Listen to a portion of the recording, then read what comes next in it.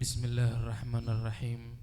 Nastaftihul jalsah wa nawayna mithla ma nawa aba'una wa ajdaduna wa rijaluna wa masyayikhuna wa ahluna aslafuna salihun, khususan kama manawal imam Al-Habib Umar bin Muhammad Salim bin Hafidh kama manawa murabbi ruhul jasad hatta fi al-qadir as-siga.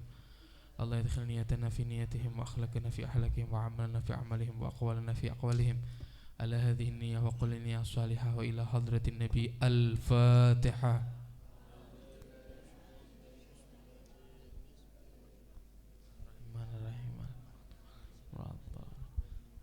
Supaya makin berkah tempatnya, monggo maju ke depan yang laki-laki. Nah, yang depan biar diisi, samping hatur ini diisi. Jadi di kamera dan lain pun rapi kelihatannya. Ibu-ibu jadiin satu aja nggak apa-apa, tengah jangan dikosongi, nggak ada buat jalan kok ya, nggak apa-apa, di tengah disambung aja biar rapi softnya, jangan terputus. Kalau softnya nggak rapi itu nanti diisi sama setan. Nah, lah jangan sampai ada kosong ya, di antara soft. Nah, nanti mungkin Mas Warno apa yang lain bisa ngarahin. Nah, maulid dan lain-lain akan kita mulai. Saya minta semuanya diam ya, khusyuk, hudur, hadirkan hati kita supaya makin berkah. Mulutnya diperbanyak untuk membaca sholawat, jangan ada yang berbicara selain sholawat supaya majelisnya berjalan berkah. Nanti kalau sudah selesai mau berbincang ngobrol silahkan. Ya Rabbi salli ala Muhammad habibika syafi'il musyafa. Ya Rabbi salli ala Muhammad, Ya Rabbi salli alaihi wa sallim. Ya Rabbi salli ala Muhammad على الورى رتبة وأرفا.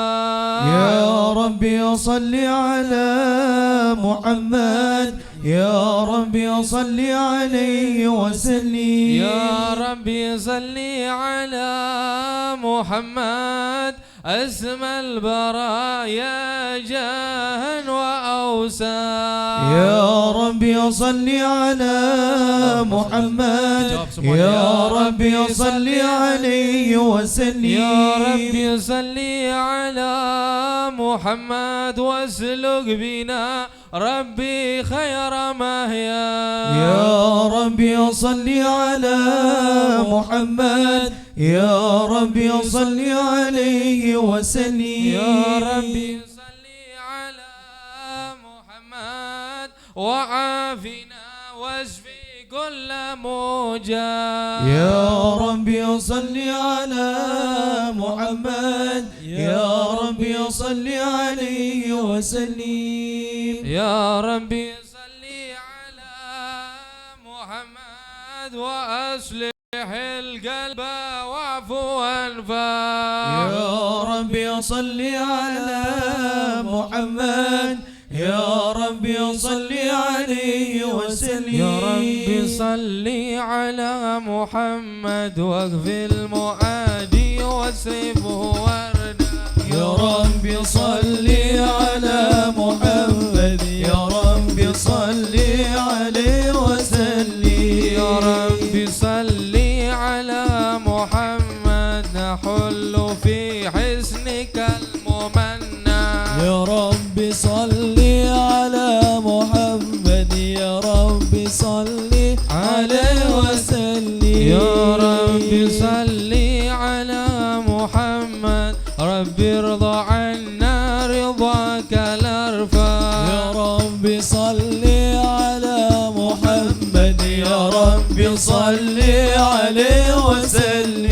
يا ربي صل على محمد واجعل لنا في الجنان مجمع. يا ربي صل على محمد، يا ربي صل عليه وسلم. يا ربي صل على محمد رافق بنا خير خلقك اجمع. يا ربي صل على محمد يا ربي صل عليه وسلم. السلام عليك زين الأنبياء السلام عليك السلام عليك حبيبي يا رسول كزين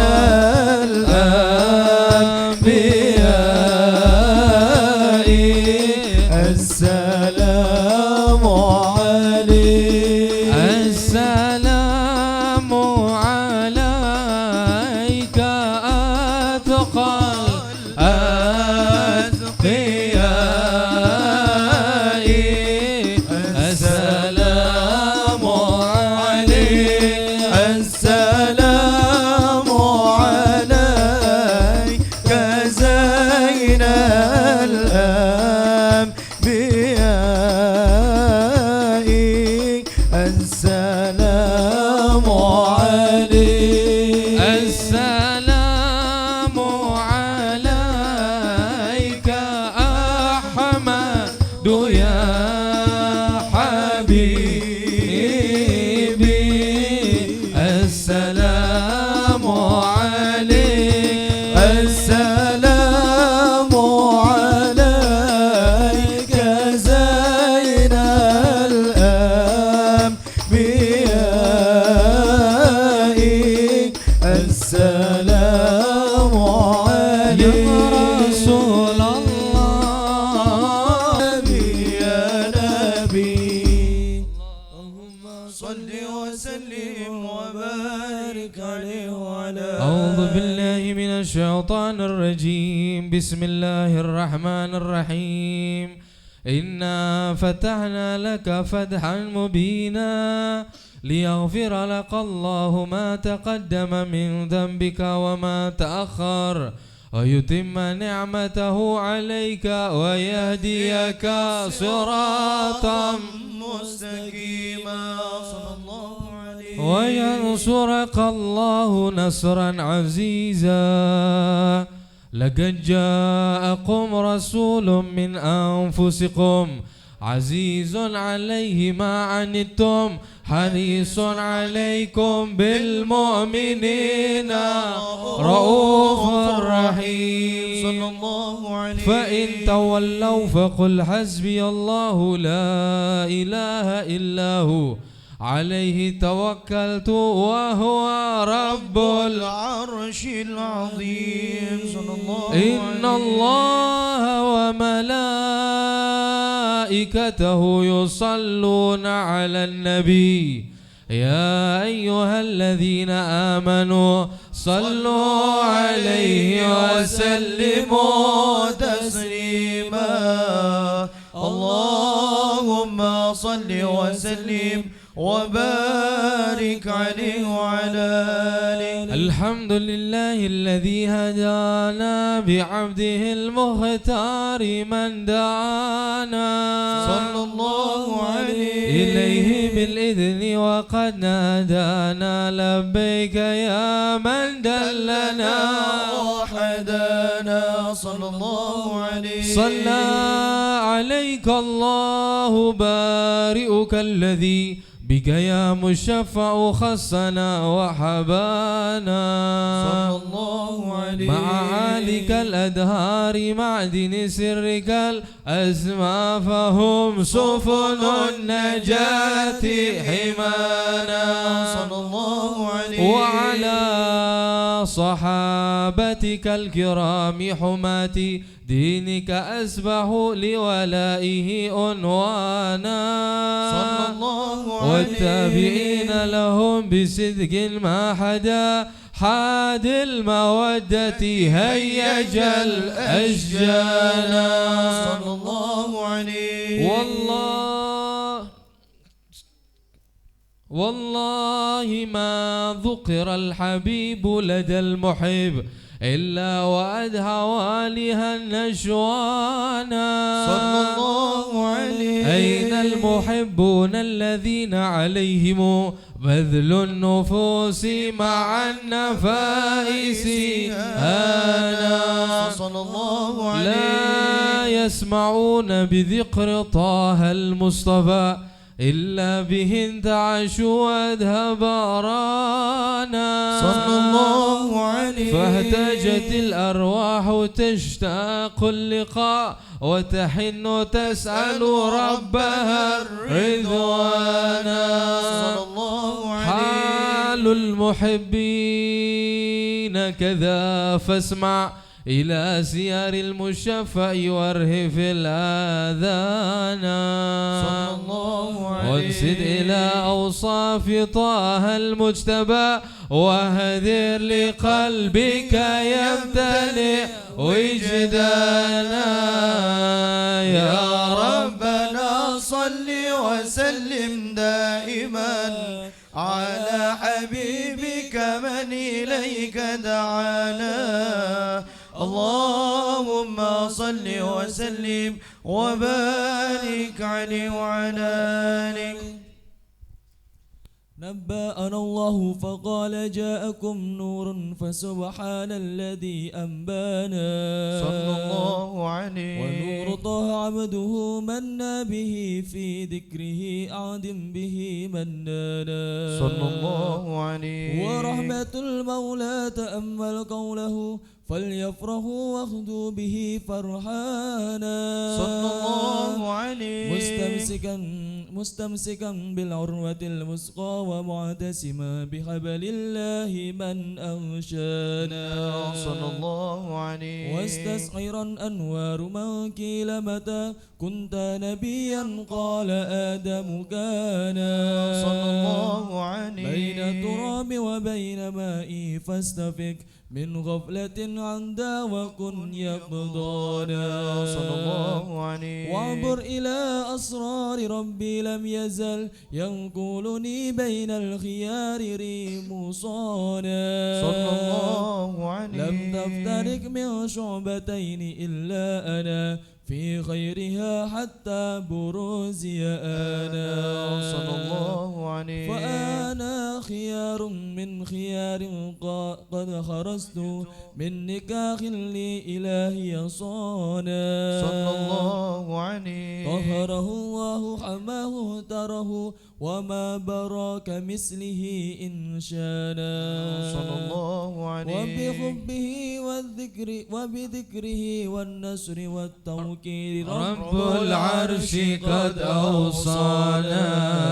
يا ربنا صل وسلم دائما على حبيبك من إليك دعانا. اللهم صل وسلم وبارك عليه. يا حنان يا منان يا قديم الإحسان بحر جودك مليان جد لنا بالغفران. يا حنان يا منان يا قديم الإحسان بحر جودك مليان جد لنا بالغفران. جد لي هذا الإحسان أبى سوء الخزيان من ذنوبه وحلال خائف إن غضبان. يا حنان يا منان يا قديم الإحسان بحر جودك مليان جد لنا بالغفران. ربنا نستعفيك ربنا نسترضيك ولنا ظن فيك يا رجال الإيمان. يا هنان يا منان يا قديم الإحسان بحر جودك مليان جد لنا بالغفران. لا تخيب راجي تحت بابك لاجي لم يزال في الداجي قائلا يا حنان. يا هنان يا منان يا قديم الإحسان إحسان بحر جودك مليان جد لنا بالغفران بالنبي الأمي وخديجة أمي والبتول الختم سيدات النسوان يا حنان يا منان يا قديم الإحسان بحر جودك مليان جد لنا بالغفران يا صمد يا معتي بالعطاء لا تبتي جد لي هذا المختي بالرضا والغفران يا حنان يا منان يا قديم الإحسان بحر جودك مليان جد لنا بالغفران جد لنا بالمطلوب والفرج مثل أيوب وبفرحة يعقوب حين زالت الأحزان يا حنان يا منان يا قديم الإحسان بحر جودك مليان جد لنا بالغفران ألا يالله بنظرة من العين عين الرحيمة تجاوي كل ما بي من عمرة سقيمة ألا الله بنظرة من العين الرحيمة نداوي كل ما بي من ثمرة سقيمة ألا يا صاح لا تنزع وتدجر وسلم للمقادير كي تحمد وتجر ألا يا الله بنظرة من العين الرحيمة تداوي كل ماني من أمراض سقيمة وكن راضي بما قدر المولى ودبر ولا تسخط قضى الله رب العرش الأكبر ألا يا الله بنظرة من العين الرحيمة تداوي كل مالك من أمراض سقيمة وكن صابر وشاكر تكن فايز وظافر ألا يالله بنظرة ومن أهل السرائر ألا يالله رجال الله من كل ذي قلب منور مصفى من جميع دنس طيب مطهر ألا يا الله بنظرة من العين الرحيمة تداوي كل ما بي من أمراض سقيمة يا الله بنظرة من العين الرحيمة تداوي كل ما بي من أمراض سقيمة صل وسلم وبارك عليه وعلى آله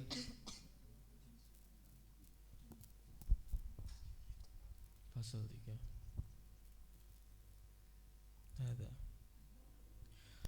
اللهم صل وسلم وبارك عليه وعلى آله هذا وقد نشر الإله نعته في القدس بينها لنا تبيانا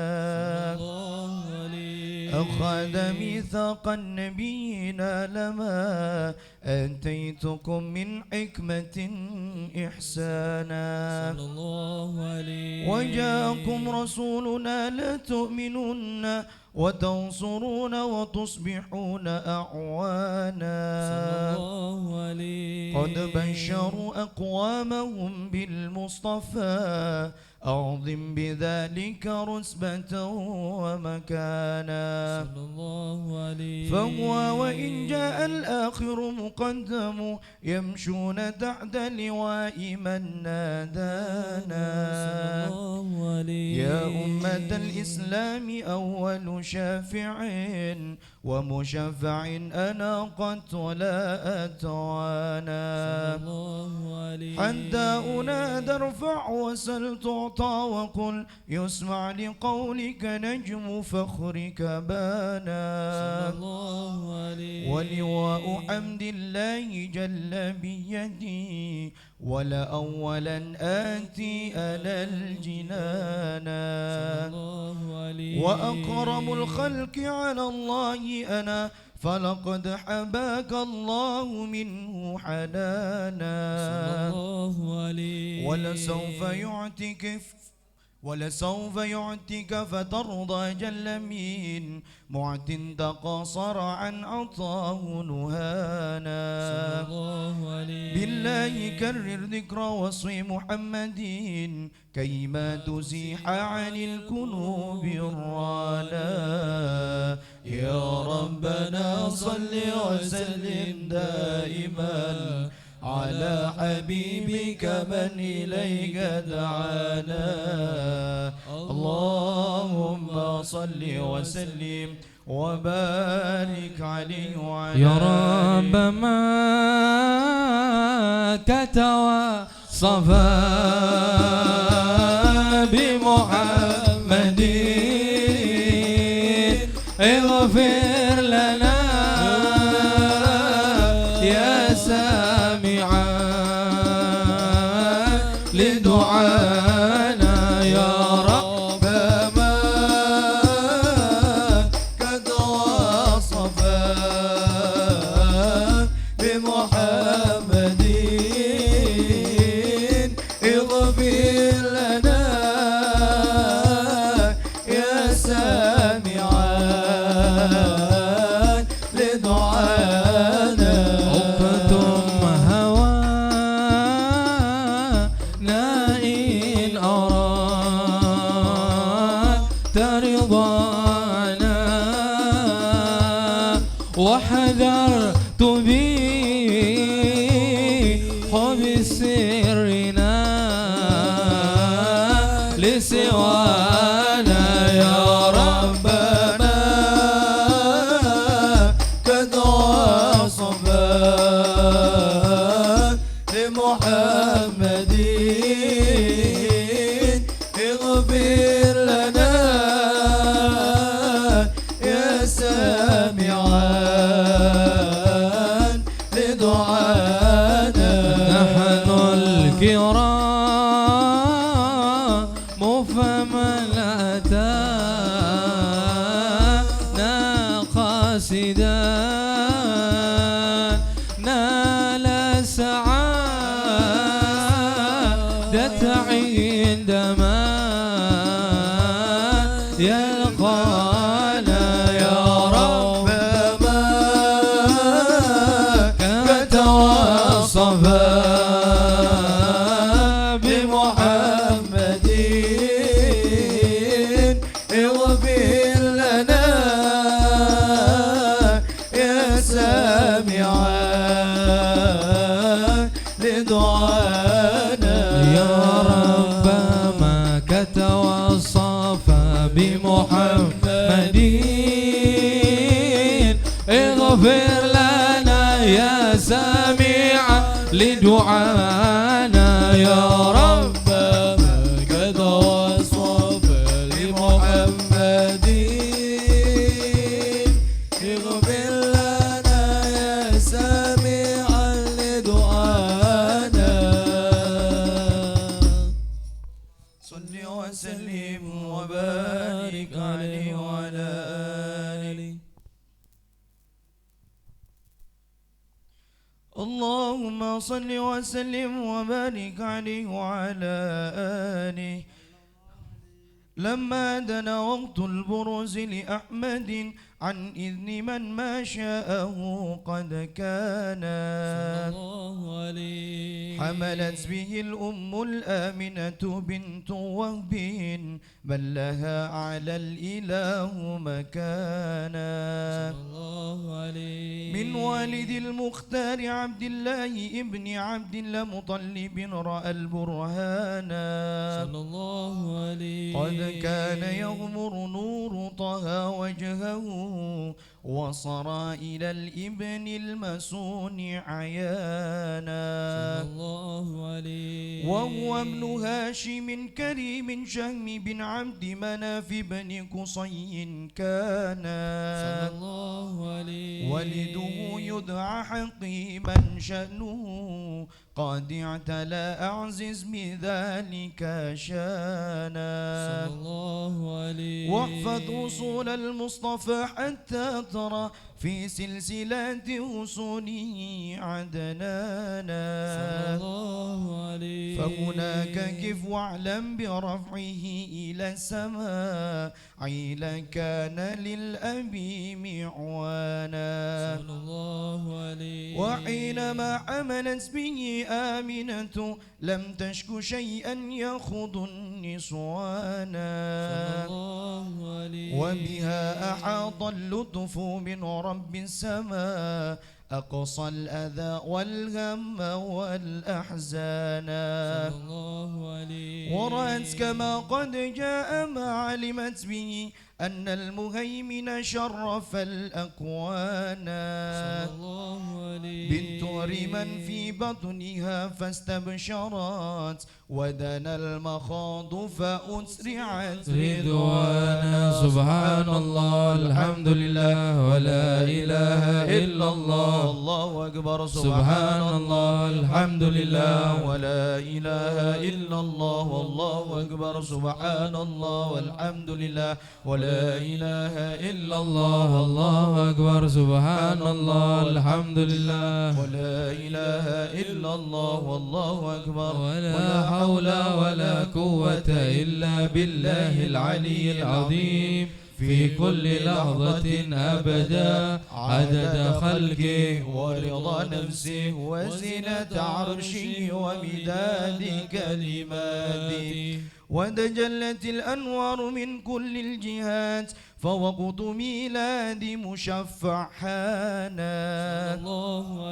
وقبيل فجر أبرزت شمس الهدى ظهر الحبيب مكرما ومصانا على محمد صلى الله عليه وسلم صلى الله على محمد صلى الله عليه وسلم يا نبي سلام عليك يا رسول سلام عليك يا حبيب سلام عليك يا رسول الله صلوات الله عليك يا نبي سلام عليك يا رسول سلام عليك يا حبيب سلام عليك يا رسول الله صلوات الله عليك أبرز الله المشفع صاحب القدر المرافع فملا نور النواحي رسول الله عما كل الكون أجمع يا نبي سلام عليك يا رسول سلام عليك يا حبيب سلام عليك يا رسول الله صلوات الله عليك نكست أصنام الشركين وبنا شركي تصدع ودنا وقت الهداية يا رسول الله وحمى الكفر تزعزع يا نبي سلام عليك يا رسول سلام عليك يا حبيب سلام عليك يا رسول الله صلوات الله عليك مرحبا أهلا وسهلا بك يا ذا القدر الأرفع يا إمام أهل الرسالة يا رسول الله من به الآفات تدفع يا نبي سلام عليك يا رسول سلام عليك يا حبيب سلام عليك يا رسول الله صلوات الله عليك مرحبا يا مرحبا يا نور عيني مرحبا جد الحسيني مرحبا مرحبا مرحبا يا مرحبا يا نور العين مرحبا جد الحسيني مرحبا مرحبا أنت في الحشر ملاذ لك كل الخلق تفزع وينادون ترى ما قدها من أهلنا أفضى طلع البدر علينا من ثنيات الوداع وجب الشكر علينا ما دعا لله داع فلها أنت فتسجد وتنادى الشفع تشفع فعليك الله صلى ما بدا نور وشاشا طلع البدر علينا من ثنيات الوداع وجب الشكر علينا ما دعا لله داع وبك الرحمن نسأل وإله العرش يسمع يا عظيم المن يا رب شملنا بالمصطفى السماء صلى الله على محمد مرحبا يا رسول الله صلى الله عليه وسلم مرحبا يا حبيب الله على محمد مرحبا صلى الله عليه وسلم مرحبا وبه فانظر إلينا واتنا بكل ما تما واكفينا كل البلايا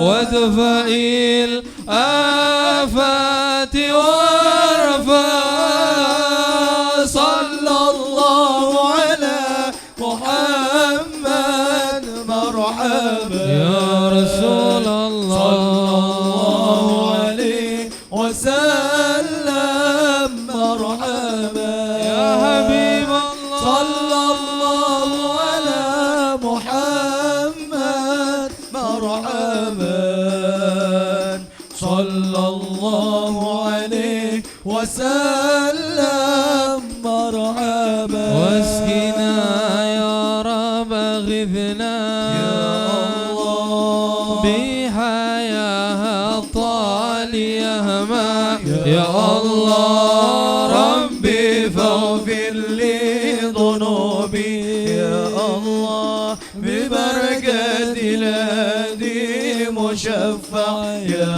الله واختم العمر بحسنى يا الله واحسن العقبى ومرجع يا الله ربي فاغفر لي ذنوبي يا الله ببركة الهدي مشفع يا الله صلى الله على محمد صلى الله عليه وسلم صلى الله على محمد صلى الله عليه وسلم الله تشامل له الحسن تجمع يا الله على محمد صلى الله عليه وسلم آمد طهرا وآله وصحابه ما سنشاء صلى الله على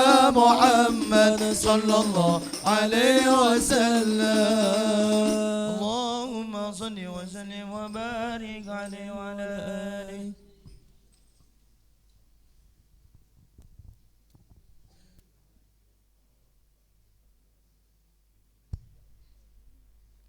اللهم صل وسلم على سيدنا محمد وعلى آل سيدنا محمد بنفسي أفدي خير من وتأثرا نبي الهدى بحر الندى سيد الورى بنفسي أفدي خير من وتأثرا نبي الهدى بحر الندى سيد الورى ختام النبيين الكرام جميعهم حبيب إله العالمين بلا مراء أمين ومأمون على وحي ربه وتنزيله القرآن عصمة من قرأ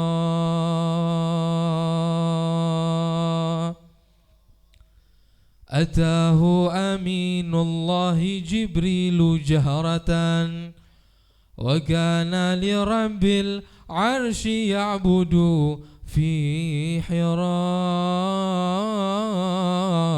وأسرى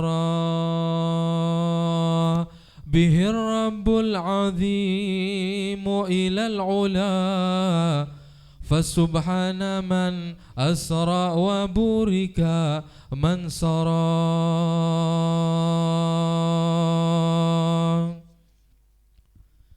إمام له التقديم في كل حضرة معظمة مرفوعة القدر والذرى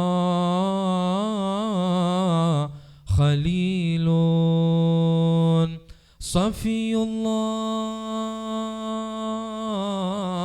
مختار قربه وتنزيل ورؤيته هذا الحديث كما جرى حبيبي رسول الله إني نزيلكم على بابكم أرجو الضيافة والكرام حبيبي رسول الله إني عبيدكم فقير ضعيف لا أطيق تصبرا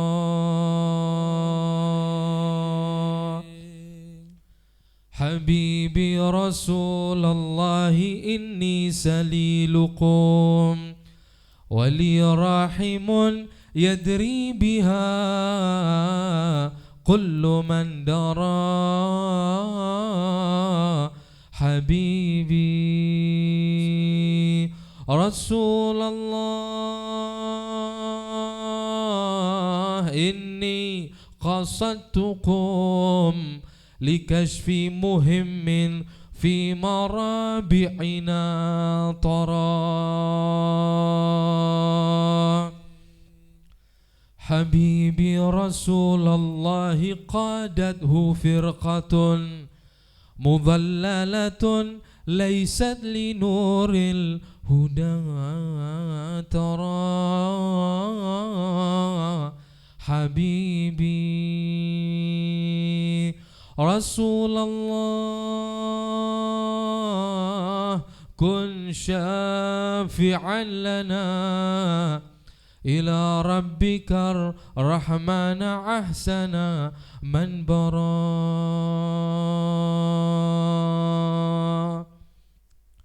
فسله لنا وادعوه لنا أن يغيثنا ويرحمنا إن المعاش تكدرا بجدب وقحط قد تمادى وفتنة وجور ولاة ألصق الكل بالعراء فسله تعالى يبدل الجدب والغلاء بخسب ورحس في المدائن والقرى ويصلح ولاة الأمر عند فسادهم ويوقظهم للعدل من سنة الكرى فيا رب يا رحمن شفع نبينا رسولك فينا واكف من جارى واجترى ولا تبقنا يا ربنا أرضة لهم وهد في مرامي كل من خان وامترى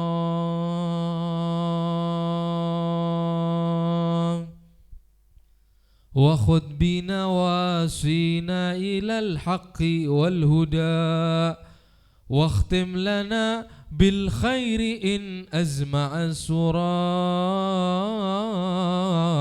فإنك مولانا وإنك ربنا وسيدنا والقصد في كل ما أرى وصل على روح الحبيب محمد وسلم وبارك كلما بارق سرى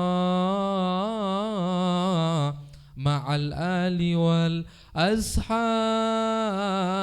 والتابعين ما جرى السيل في واد وما المزن أمطرا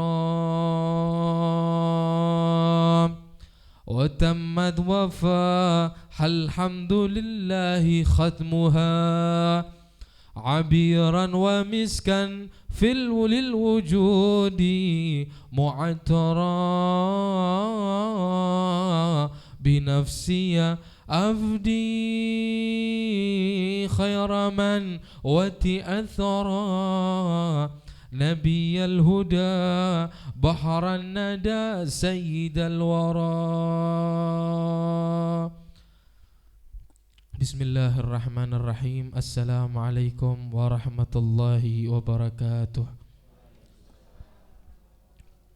الحمد لله والصلاة والسلام على سيدنا رسول الله سيدنا ومولانا محمد ابن عبد الله وعلى آله وصحبه ومن والاه ولا حول ولا قوة إلا بالله amma ba'd. Alhamdulillah, malam hari ini kita berada di malam pertama dari rutinan awal bulan yang insya Allah rutinan kita awal bulan akan rutin ada di tempat Bapak Haji Joko Sutrisno, yaitu di Majelis Ta'lim Bening Hati. Nah, insya Allah rutinan kita di tempat ini akan selalu diberi oleh Allah Subhanahu wa ta'ala istiqamah ila akhir yaumil qiyamah. Insya Allah kita semua selalu diberikan kekuatan, diberikan kesehatan, diberikan panjang umur zahiran wa batinan, amin ya rabbal. Sallu ala Nabi Muhammad. Monggo santai mawon sambil diunjuk mboten napa-napa, makannya, minumnya, snacknya santai mawon. Malam hari ini saya tidak akan membahas panjang lebar karena sebentar lagi kita bersama-sama akan memasuki bulan Rabiul Awal, yaitu bulan kelahiran Nabi Muhammad SAW. Bulan yang sangat mulia, bulan di mana Allah Subhanahu wa ta'ala memberikan kepada kita sebuah hadiah yang begitu besar.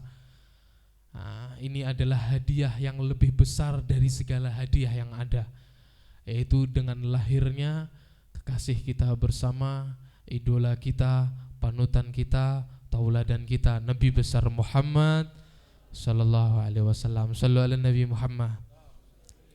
Ada beberapa hal yang saya ingin sampaikan khususnya kepada semua jamaah Majelis Tarbiyah Islamiyah Tarimi.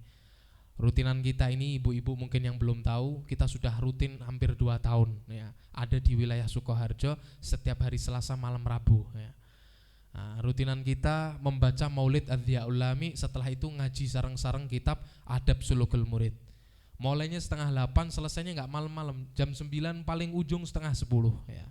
Nah, itu setiap hari Selasa malam Rabu. Setiap malam Rabu pertama biasanya kita ada di Masjid Tombok Hati. Sekarang kita tukar ada di Majelis Bening Hati ya. Nanti Tombok Hati ada di minggu kelima insyaallah ya. Selasa kedua ada di Masjid Nur Hamdi depan rumah sakit niku Bu, DKR. Rutinan yang ketiga, setiap Selasa ketiga ada di rumah perumahan bola Pang napa? Mangon Rejo, wis iku wangel jenenge ya, sapa niku. Rutinan Selasa keempat, setiap Selasa keempat ada di Masjid Nur Nurjannah. Nah, ini rutinan kita Majelis Tarbiyah Islam.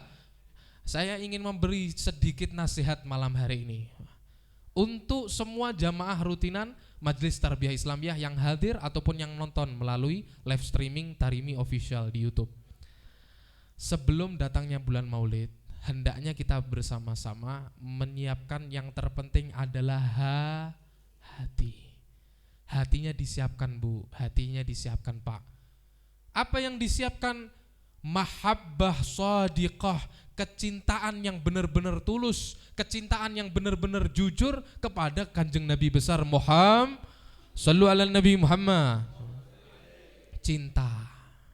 Ini yang harus disiapkan. Dusta orang yang berkata cinta hanya di lisan saja. Kalau cinta itu hanya di lisan, semua orang bisa Bu ngomong cinta. Nggih napa nggih? Terus kali Kanjeng Nabi, cinta kali Kanjeng Nabi, cuma di lisan semua orang bisa. Walakin tetapi mahabbah luh alamah. Cinta itu memiliki tanda Bu. Cinta itu ada tanda-tandanya. Nih kalau ngomongin cinta panjang Bu. Napa maneh kula. Nah, babakan anak muda nih bab wah, cinta percintaan niki wah ahli sangat nggih. Nggih napa nggih? Oh, ahli. Bahas cinta sekarang nganti subuh ra mari-mari ya. Kenapa? Luas pengertian tentang cinta. Sampai saat ini belum ada satupun ulama yang sepakat di dalam mendefinisikan dan mengartikan cinta Bu. Cinta itu adalah sesuatu yang tidak bisa didefinisikan dengan kata-kata, tidak bisa diungkapkan dengan kata-kata, tidak bisa disifatkan dengan apapun juga, tidak bisa diukur dengan ukuran takaran apapun juga. Itu adalah cinta. Dan tidak ada yang bisa mendefinisikan arti cinta kecuali kalimat cinta itu. Cinta itu apa? Ya cinta. Gak bisa. Para ulama pun tidak ada yang sepakat, mereka kehabisan kata di dalam menggambarkan indahnya apa itu cinta. Allahumma sholli ala Muhammad. Kalau ada orang yang mengatakan cinta itu begini, cinta itu begitu, itu sebetulnya bukan definisi cinta, tetapi aksi yang dihasilkan di dalam cinta mereka. Cinta itu apa? Cinta itu enggak bisa tidur kepikiran sama yang dicinta. Wah. Nah, ini aksi yang ditimbulkan dari cinta. Tresno kalih wah Siti misalnya, wah tangi turu eling Siti, mau tidur ingat Siti, mangan eling Siti, ngombe eling sih. Wes setiap waktu ingat Siti terus ya. Kenapa? Cinta. Itu bukan definisi cinta, aksi yang dihasilkan dari cinta. Cinta itu apa? Susah tidur Beb ya. Allah, senyum-senyum berdebarnya hati ya. Itu cinta. Al-mail fil qalb ilal mahbub. Ada yang mengartikan cinta itu condongnya hati kepada yang dicinta.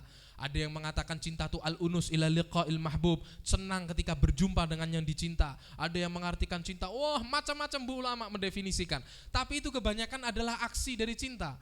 Kalimat cinta sendiri tidak ada yang bisa mendefinisikan secara sepakat mereka apa itu mahabbah, cinta. Tetapi yang terpenting dari itu semua bukan apa itu cinta, tetapi aksi apa yang kita lakukan, rasa apa yang kita dapatkan, usaha apa yang kita lakukan, pengorbanan apa yang kita berikan di dalam cinta kita kepada Nabi Muhammad. Itu yang terpenting. Kalau ngomong aja, bicara aja cinta sama Nabi semua orang bisa, anak kecil bisa. Tapi apa yang telah kita korbankan untuk Nabi Muhammad? Apa yang telah kita berikan untuk Nabi Muhammad? Kadzibun, dusta orang yang cinta kepada Nabi Muhammad tapi waktu subuh masih tidur, enggak sholat subuh. Dusta orang yang mengatakan cinta kepada Nabi Muhammad tapi untuk sedekah mengeluarkan uang di jalur untuk gembirakan Nabi Muhammad masih merasa keberatan.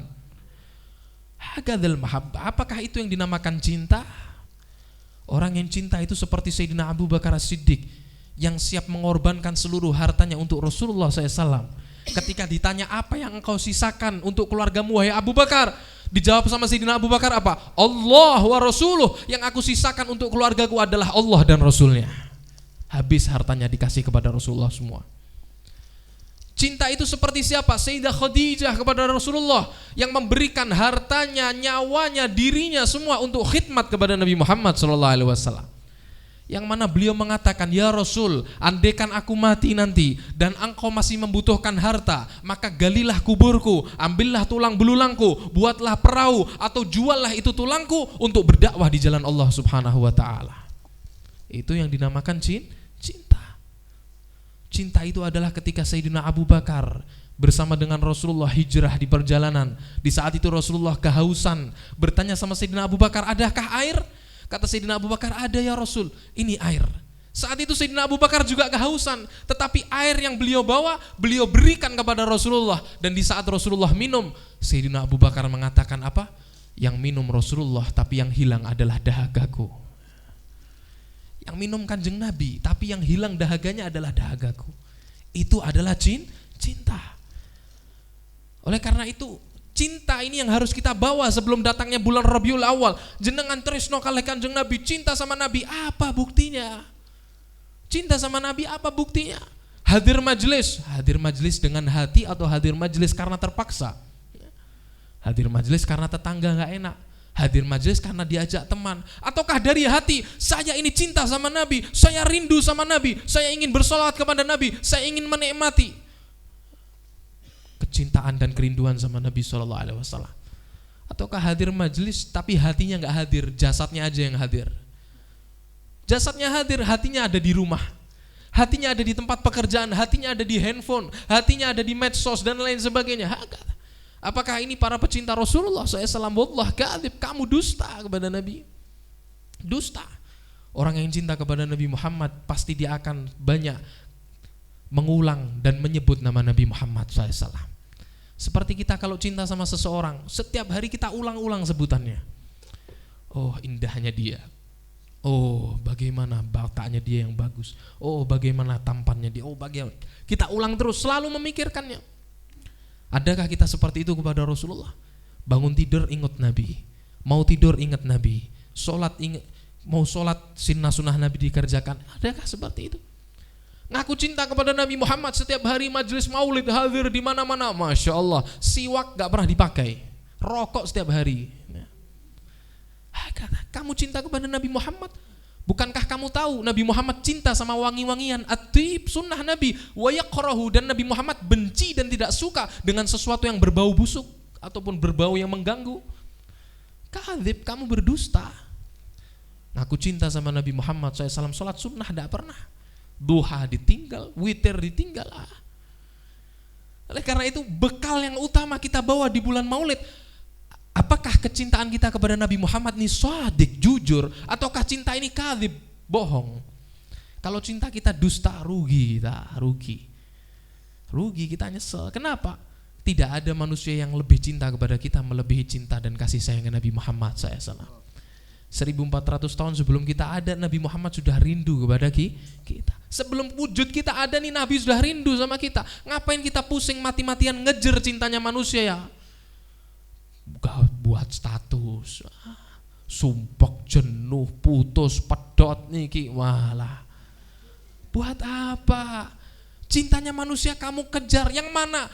Manusia itu, ingat ini, mereka mencintai kamu pasti ada sebab, pasti karena ada alasan. Atau enggak, mereka akan mencintai kamu setelah adanya wujud kamu, itu paling tidak. Tetapi Nabi Muhammad cintai kamu tanpa syarat, tanpa sebab, bahkan sebelum adanya wujud kamu, sebelum adanya kita semua, ada wujud, lahir, ada di bumi, Nabi Muhammad telah cinta kepada kita semuanya. Sallu ala Nabi Muhammad. Oleh karena itu, adakah yang lebih berhak kita cintai melebihi Nabi Muhammad? Adakah hal yang lebih berhak kita rindukan selain Nabi Muhammad? Untuk apa kita menangisi sesuatu yang remeh? Kita nangis, kenapa? Karena diputusin sama orang. Kita nangis kenapa? Karena ditinggalin sama orang biasa. Tetapi kamu gak pernah menangis karena tidak pernah berjumpa dengan Nabi? Pernahkah kamu meneteskan air mata karena tidak bisa mimpi kepada Nabi? Pernahkah hati kamu merasa sesak? Kenapa? Karena berhari-hari kamu tidak didatangi oleh Nabi Muhammad SAW. Para pecinta yang jujur, mereka pasti akan merasakan dekat dengan Rasulullah SAW di setiap keadaan. Dan dia tidak akan peduli dengan pandangan manusia siapapun selain pandangan Nabi Muhammad SAW. Mau dicaci, mau dimaki, mau difitnah, mau dimusuhin, mau dibenci, mau diadu domba dan lain sebagainya. Mereka tidak peduli dengan itu semua, asalkan dapat pandangan dan ridho Nabi Muhammad SAW. Manusia kalau sudah pernah memandang Nabi Muhammad, dia akan menutup matanya dari selain Nabi Muhammad. Gak peduli lagi. Mereka tidak akan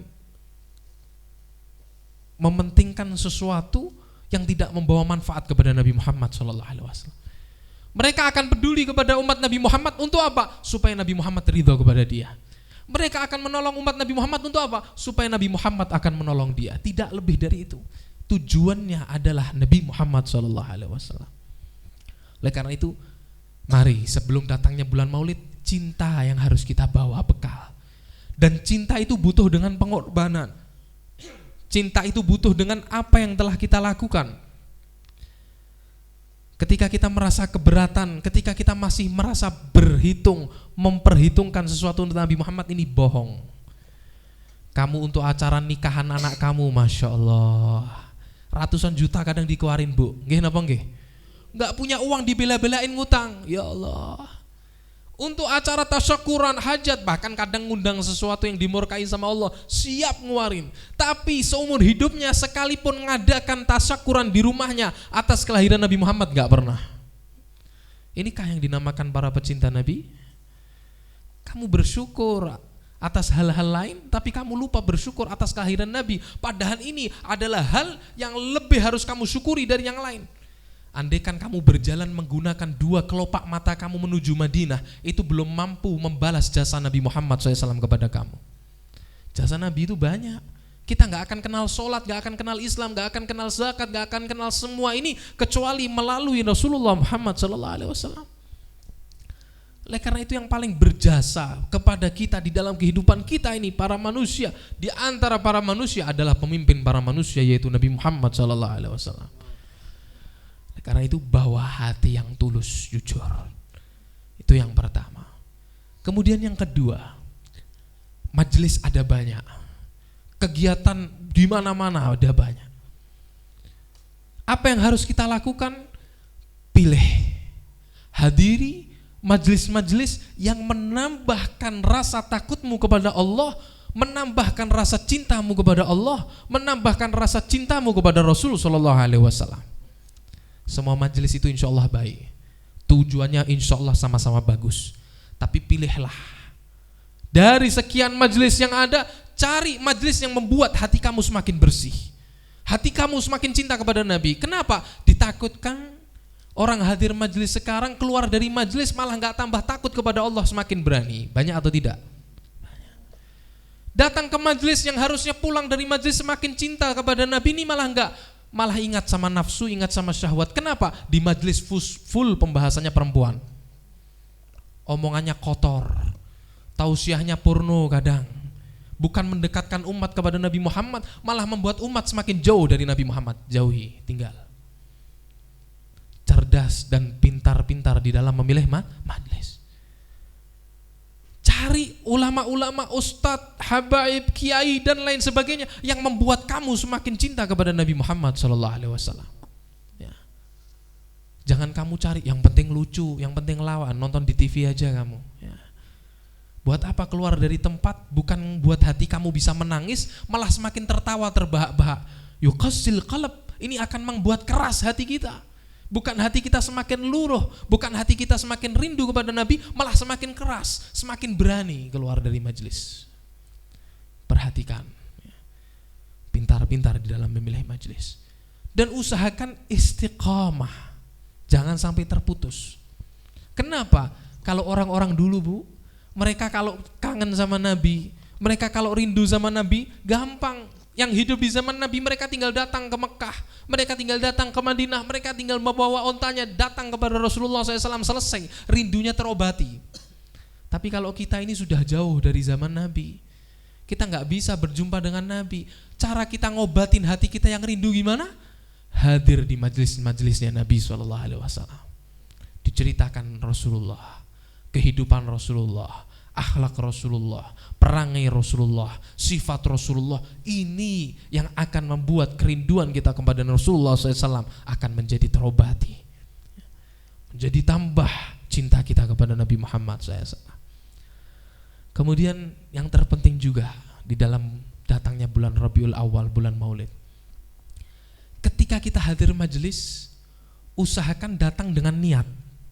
Karena Allah itu akan memberi kepada kita keberkahan dan lain sebagainya di dalam majelis. Pasti dapat, Bu, nggak ada orang dari majelis keluar nggak dapat apa-apa, nggak mungkin.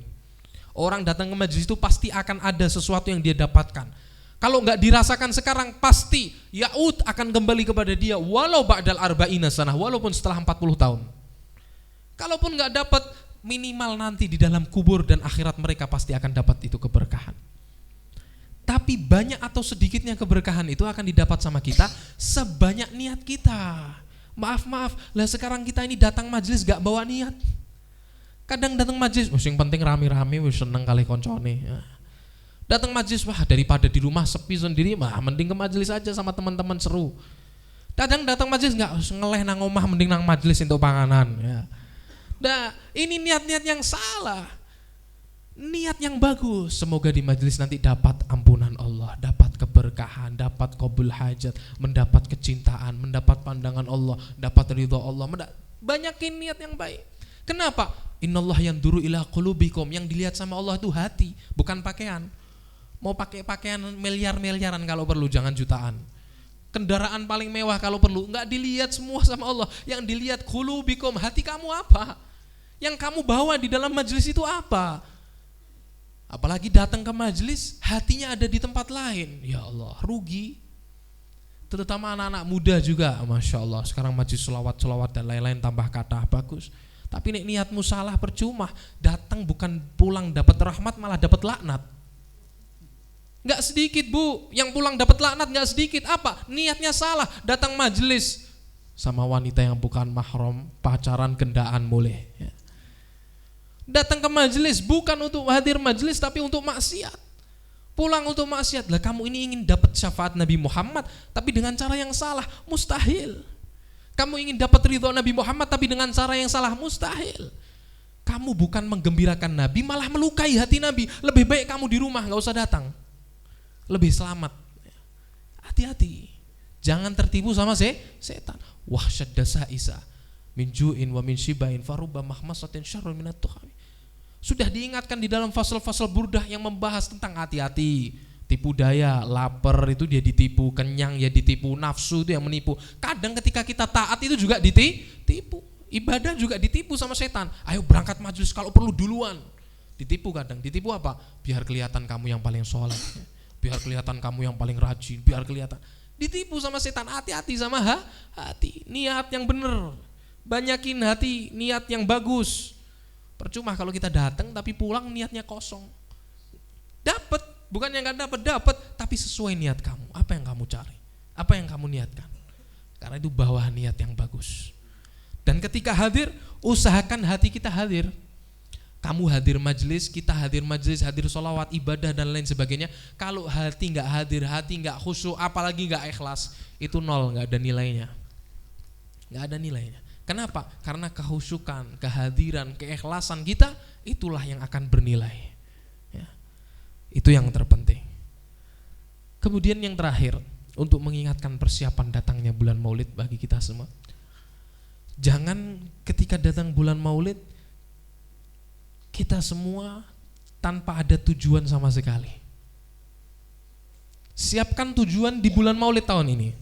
Tujuan apa Bib maksudnya? Contoh, saya bulan Maulid ini mau menghatamkan kitab Simtud Duror sebanyak 10 kali.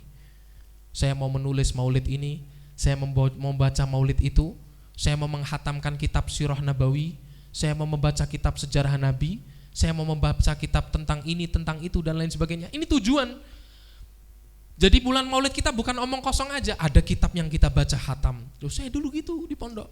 Kalau sudah datang bulan Maulid, kamu membaca kitab tentang Nabi apa? Kamu membaca kitab apa? Kamu membaca kitab apa? Baca setiap hari. Siang duduk bersama sambil ngeteh apa buka kitab, baca. Sore baca kitab Nabi. Jadi tambah kenal kita sama Nabi SAW.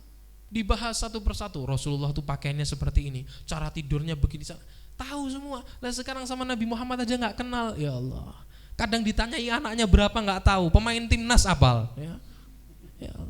Anaknya Rasulullah berapa nggak tahu, Beb. Istrinya siapa nggak tahu. Ya Allah, kasihan. Tapi pemain sinetron hafal, pemain artis-artis. Wah. Ya Allah, ini keadaan. Bulan Maulid harus ada tujuan. Keluarga kita buat menjadi keluarga yang cinta sama Nabi Muhammad. Full bulan Maulid tidak boleh ada cerita selain cerita yang berkaitan dengan Rasulullah. Jangan ada di rumah-rumah kita sesuatu yang dimurkai oleh Rasulullah. Jangan ada di rumah-rumah kita sesuatu yang membuat hati Rasulullah SAW sedih. Jangan ada di rumah-rumah kita sesuatu yang akan mengirimkan duri kepada Rasul sallallahu alaihi wasallam. Jadikan rumah kita di bulan Maulid ini dan insya Allah seterusnya menjadi rumah yang penuh dengan cerita, sejarah, akhlak, tauladan Nabi besar Muhammad sallallahu alaihi wasallam. Itu yang harus kita siapkan sebelum datangnya Maulid. Ya, insya Allah dengan adanya tausiah, wejangan, nasihat, semangat di awal ini, kita akan menyambut Maulid insya Allah dengan hati yang sempurna, dengan kesiapan yang benar-benar sempurna semuanya. Insya Allah kita mendapat pandangan dari Rasul sallallahu alaihi wasallam. Kita semua mendapat kecintaan dari Rasul sallallahu alaihi wasallam. Karena tujuan kami membuat ini semua adalah Rasulullah SAW. Kami tidak ada tujuan politik, kami nggak ada tujuan pejabat, kami tidak ada tujuan untuk menjadi pemimpin ataupun mencari harta dan lain sebagainya, enggak. Itu semua bukan tujuan kami. Tujuan kami adalah gimana caranya kita bisa berjumpa dengan Rasulullah. Tujuan kami gimana caranya kita bisa dikumpulkan dengan Rasul sallallahu alaihi wasallam. Oleh karena itu pesan terakhir tak kalah penting, jaga persatuan di bulan Maulid. Jaga persatuan di bulan. Jangan kita menyakiti siapapun. Jangan kita menyakiti siapapun dari umat Nabi Muhammad sallallahu alaihi wasallam. Orang yang paling dekat dengan Rasulullah adalah orang yang paling perhatian kepada umat Nabi Muhammad. Pandang semua manusia sebagai umat Nabi Muhammad SAW. Sehingga kita tidak memandang dengan pandangan yang remeh. Kita tidak memandang dengan pandangan yang hina. Kita tidak pandang dengan pandangan yang sombong. Tetapi kita pandang dengan pandangan cinta. Mereka semua adalah saudara kita. Mereka semua adalah keluarga kita. Ketika kita memberi nasihat, ketika kita mengingatkan mereka, bukan karena kita yang hebat, tetapi karena kita cinta. Mereka semua adalah saudara kita semuanya. Insya Allah, Allah subhanahu wa ta'ala jadikan momen bulan Maulid ini menjadi momen persatuan bagi umat. Allah subhanahu wa ta'ala satukan segala yang pecah, dan Allah subhanahu wa ta'ala beri hidayah kepada semua yang ingin memecah belah umat Islam, yang ingin berniat merusakkan umat Islam. Allah subhanahu wa ta'ala beri kepada mereka semuanya hidayah dan petunjuk, dan insya Allah kita semua selalu diberikan kesehatan, kekuatan, dan dikabulkan segala hajat. Amin ya rabbal. Bismillahirrahmanirrahim. Alhamdulillahirabbil alamin. Allahumma shalli wa sallim ala sayyidina Muhammadin wa ala alihi wa sahbihi ajmain.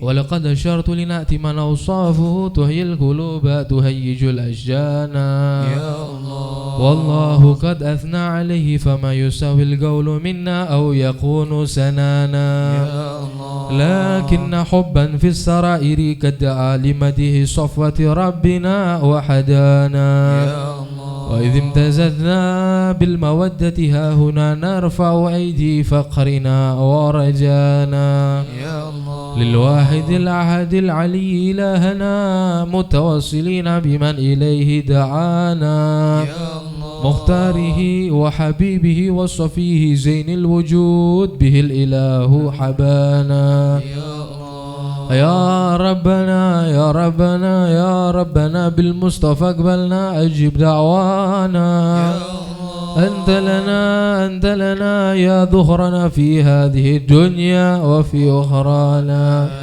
أصلح لنا الأحوال واغفر ذنبنا ولا تؤاخذ ربي إن أخطأنا واسلك بنا في نهج طه المصطفى ثبت على قدم الحبيب خطانا أرنا بفضل منك طلعة أحمد في بهجة عين الرضا ترعانا واربط به في كل حال حبلنا وحبال من ودى ومن والانا والمحسنين ومن أجاب نداءنا وذوي الحقوق وطالبا أوصانا والحاضرين وسائيا في جمعناها نحن بين يديك أنت ترانا ولقد رجوناك فحك صولنا واسمع بفضلك يا سميع دعانا وانصر بنا سنة طه في بقاء الأرض واقمع كل من عادانا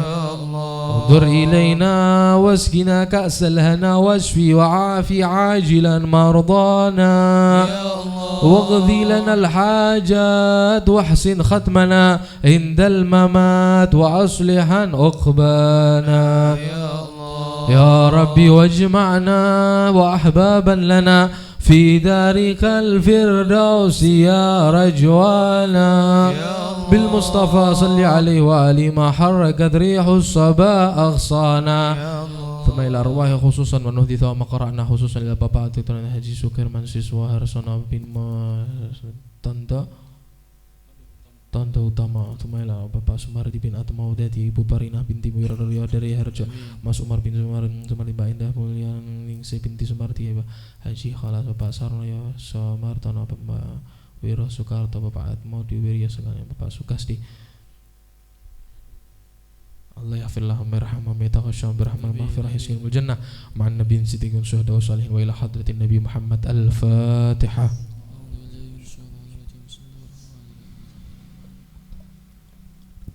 Alhamdulillah, pengumuman penting. Rutinan majelis tarimi mulai besok Rabu sampai akhir bulan Maulid libur ya. Nah, jadi Nur Hamdi, Nur Jannah dan lain sebagainya libur, nanti bertemu di bulan Oktober Selasa ketiga kita mulai lagi. Kemudian selama bulan Maulid Majelis Tarbiyah Islamiyah akan mengadakan 2 event besar. Yang pertama kami mintakan kehadiran dari semuanya, share ajak semua jamaah, keluarga dan lain sebagainya. Pertama tanggal 16 September dini hari jam 1 malam di Masjid Tombo Hati. Oh kenapa Beb? Waktunya malam banget Beb. Iya karena itu detik-detik kelahiran Nabi Muhammad. Nabi Muhammad kan lahirnya di waktu fajar sebelum subuh beliau lahir. Jadi kita maulid tengah malam jam 1 sampai nanti mungkin jam 3 atau setengah 4 ya. Kita maulid bersama para habaib dan kiai ada di Tombo Hati 16 Oktober. Silahkan ajak semuanya, setel alarm. Terutama sing lanang-lanang ngisin-ngisini wae. Wong nonton bola bendino iso ya. Final Liga Champions jam 2 wis tangi ket maghrib. Masa buat Nabi Muhammad jam 1 tidur, malu-maluin. Oh Nabi Muhammad cuma sekali setahun 12 Rabiul Awal bangun jam 1 malam untuk Rasulullah, nggak bisa ya. Masa nggak bisa kita bangun untuk Nabi? Al-Asyiq la yanam, sungguh para pecinta tidak akan bisa tidur di waktu itu. Mereka akan berduaan merindukan Rasul sallallahu alaihi wasallam. Ya, jadi jam 1 malam di Tombo Hati. Yang kedua event besarnya juga insyaallah bersama tamu-tamu juga nanti dari Yaman dan lain sebagainya. Insyaallah bersama para kiai kita juga bersama Gus Karim. Insyaallah nanti tanggal 18 September. 18 September hari Selasa malam Rabu di perumahan ya. Mana? Hah? Panggon Projo ya, Panggon Projo itu akbar juga umum. Semuanya silahkan datang 2 event ini nggih. Nah, nanti di share ada di grup. Yang belum gabung grup Tarimi supaya tidak ketinggalan kabar silahkan gabung ke Mas Fani itu sama Mas Dede. Lah ini kepengurusan Majelis Tarimi ada di Mas Fani, Mas Dede. Kemudian yang tak kalah penting yang ingin membantu kegiatan Tarbiyah Islamiyah semua menghubungi ke Mas Fani, jangan ke saya. Jadi yang mau transfer, yang mau dengan uang, dengan makan, minum dan lain sebagainya langsung ke Mas Fani tanpa melalui saya ya. Langsung ke Mas Fani nanti biar dialihkan ke 2 acara ini ya. Nah, insyaallah kita bersama-sama akan memperingati dan insyaallah akan kita buat besar. Yang 18 jam 8 malam ya, bukan tengah malam. Yang 18 September waktunya jam 8, setengah 8 malam. Kita mulai sampai jam setengah 11 mungkin. Acaranya bersolawat bersama, bersolawat ya. Nah, insyaallah 2 malam itu jangan sampai ditinggal dan jangan sampai dilewatkan juga. Nah, insyaallah 2 acara itu. Kemudian tak lupa tadi ya, kita sambung lagi rutinan di Selasa ketiga bulan Oktober baru rutinan kita mulai lagi. Lah kenapa kok rutinannya libur? Iya, soalnya jenengan sibuk safari Maulid ya. Kula nggih sibuk keliling ya, keluar-keluar. Jadi saya juga jarang di Solo. Di Solonya mungkin 2 hari itu. Bulan ini ada di Jambi, Sumatera, Kalimantan Timur dan akhir bulan insyaallah di Malaysia. Nanti jumpa sama jenengan Oktober Selasa ketiga nanti bersama-sama kita insyaallah mulai lagi rutinannya. Wallahu a'lam. Allahumma shalli ala Muhammad. Terima kasih banyak semuanya Sahibul Bait dan semua yang membantu acara ini. Wah luar biasa, niki pun luar biasa. Terima kasih banyak media juga, tim Hadroh tak lupa. Matur nuwun sangat. Mugi-mugi sakit istiqomah. Selasa awal bulan ya. Selasa awal bulan ada di sini selalu bening hati. Tapi awal bulan Oktober masih libur karena masih Maulid ya. Nanti mungkin mulai lagi November ya, insyaallah. Allahumma shalli ala Muhammad. Alamati anak soleh iku babat badani mukmin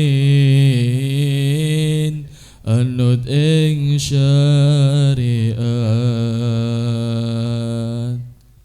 kang tehing lisane alus ngendikane kapindo mulya akan ing wong tuane alamate ana saleh iku babat badane mukmin anut ing syariat kadhi lisane alus ngendikane kapindo mulya akan ing wong tuane ya Rasulullah salamun alaik ya rafi'a syani wa darajati عذبت يجي رأت العالمين يا ويل الجود والكرم kaping telu asih ing bocah cilik-cilik uga marang sedulur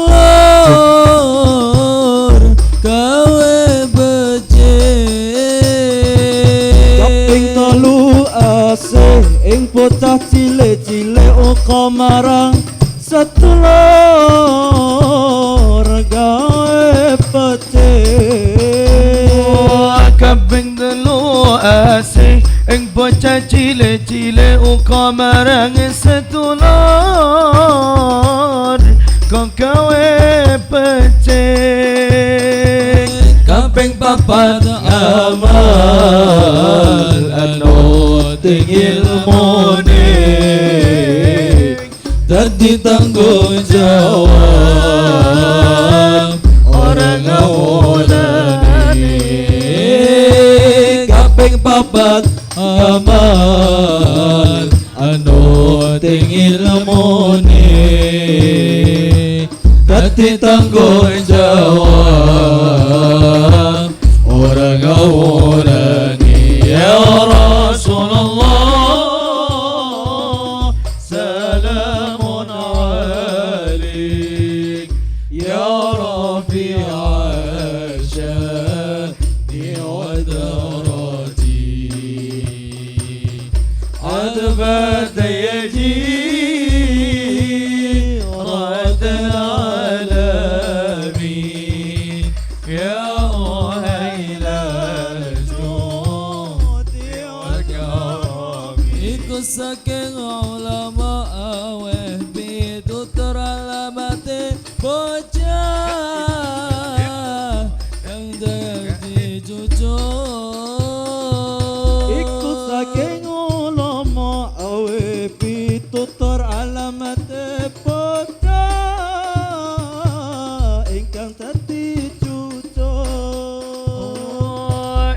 saking ulama awe pitutur alamate bocah bocah bocah bocah dadi cucur muka-muka kita bisa ngelampahi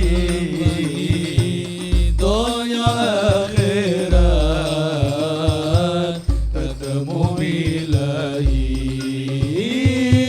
muka-muka kita bisa ngelampahi dunia akhirat